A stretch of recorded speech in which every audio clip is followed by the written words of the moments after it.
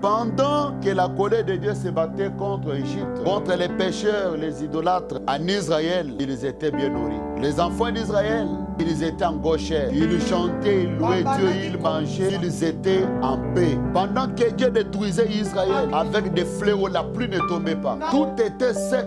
Dieu a dit à Élie, Élie, va te confiner au torrent de Kérit. Les choses de confinement n'ont pas commencé aujourd'hui. C'est depuis la Bible. Élie va te confiner. Les corbeaux lui apportaient les gâteaux, les viandes. Qui cuisinait ces gâteaux-là? Qui cuisinait le viande? Les corbeaux allaient prendre ça où? Je sais, mais Dieu lui-même a envoyé les corbeaux. Seigneur, je vais boire quoi? Aller au torrent de Kérit. Pendant que les autres manquaient de l'eau à boire, Élie buvait de l'eau. Élie mangeait les gâteaux. Élie mangeait la viande. Même toi, un enfant de Dieu, je parle aux enfants de Dieu qui sont dans leur maison. C'est demandant quoi nous allons manger. Soyez tranquilles. Le même Dieu qui avait pourvu le pain, la viande à Élie, qui avait pourvu de l'eau à Élie, va vous visiter et va pourvoir aussi pour vous.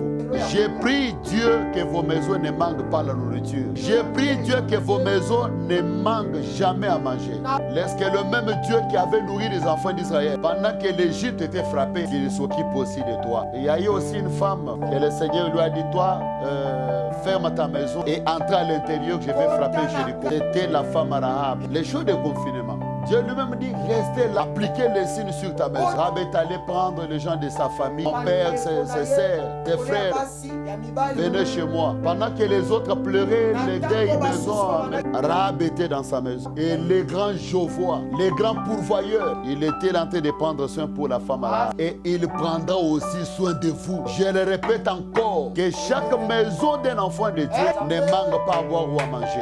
Que le Dieu d'Élie, le Dieu de William Branham, le Dieu d'Israël puisse pourvoir à tous vos besoins. Parce que Psaume 91 dit, lisez ensemble avec moi, c'est lui qui demeure sous l'abri du Très-Haut, repose à l'ombre du Tout-Puissant. J'ai dit à l'Éternel mon refuge et ma forteresse, mon Dieu en qui je me confie, car c'est lui qui te délivre du filet de l'oiseleur, de la peste et de ses ravages. Il te couvrira de ses plis et tu trouveras un refuge sous ses ailes. Sa fidélité est un bouclier et une cuirasse. Tu ne craindras les terreurs de la nuit, ni la flèche qui vole le jour, ni la peste qui marche dans les ténèbres, toujours dans les ténèbres. Ne les craignez pas. Ni la contagion qui frappe en pleine midi, une maladie contagieuse qui frappe en pleine midi. Ne craignez pas. Que 1000 tombent à ton côté et 10 000 à ta droite, tu ne seras pas atteint. Et tes yeux, seulement tu regarderas et tu verras la rétribution des méchants. Ce sont les méchants qui seront détruits. Mais nous, les enfants de Dieu, avec nos yeux, nous regarderons, nous verrons comment les méchants détruits en Italie. Nous verrons comment les méchants seront détruits en Amérique, en Espagne, même dans le Royaume-Uni. Le prince de l'Angleterre est atteint de coronavirus. La Bible dit, de nos yeux, nous regarderons, nous verrons la rétribution des méchants. Car tu es mon refuge, ô Éternel. Tu fais du Très-Haut ta retraite. Aucun malheur ne t'arrivera. Aucun fléau n'approchera de ta maison. Car il ordonnera à ses anges de te garder dans toutes tes voies. Il ordonnera à ses anges. Laisse que Dieu place ses anges dans chaque maison de ses enfants. Les gens d'anges dans chaque maison. Dans chaque maison. Ils te porteront sur les mains, de peur que ton pied ne heurte contre une pierre. Tu marcheras sur les lions et sur l'aspic. Tu fouleras les lionceaux et les dragons. Puisqu'il m'aime, je les délivrerai. Je les protégerai. Puisqu'il connaît mon nom, son nom c'est le Seigneur Jésus-Christ. Je les protégerai. Puisqu'il connaît mon nom, il m'invoquera et je lui répondrai. Je serai avec lui dans la détresse. Je les délivrerai.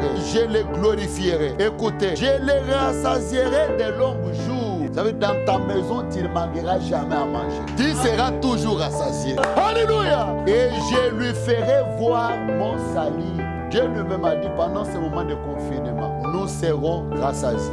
Toi, dont tout est bloqué, laisse que le Dieu qui avait fait prévoir la manne puisse faire tomber la manne chez toi dans ta maison. Que Dieu fraye un chemin là où tu verras sa bonté. Lisons encore Psaume 121, 3 en descendant. Il ne permettra point que ton pied chancelle. Celui qui te garde ne sommeillera point. Voici, il ne sommeille ni ne dort, celui qui garde Israël. L'Éternel est celui qui te garde. L'Éternel est ton ombre à ta main droite. Pendant le jour, le soleil ne te frappera point, ni la lune pendant la nuit. L'Éternel te gardera de tout mal. Quand on dit tout mal, c'est tout mal. Il gardera ton âme. L'Éternel gardera ton départ et ton arrivée dès maintenant et à jamais. Le bien-aimé qui part peut-être au marché pour acheter la nourriture et rentrer chez vous. Les bien-aimés qui partent à Zand pour vendre la nourriture. Peut-être vous sortez pour aller peut-être visiter quelqu'un dans le coin. Laisse que Psaume 121, 8 s'accomplisse dans votre vie. Qu'est-ce qui est dit là-bas? L'Éternel gardera ton départ et ton arrivée dès maintenant et à jamais. Chaque sortie, que l'âme du Seigneur soit avec vous. Parce que ici, si ce n'est pas Dieu, nous mourrons tous parce que la façon où nous entrons dans des véhicules, nous voyons chez le blanc désinfectent leurs véhicules partout, ils désinfectent tout. Ici, il faut que Dieu nous protège.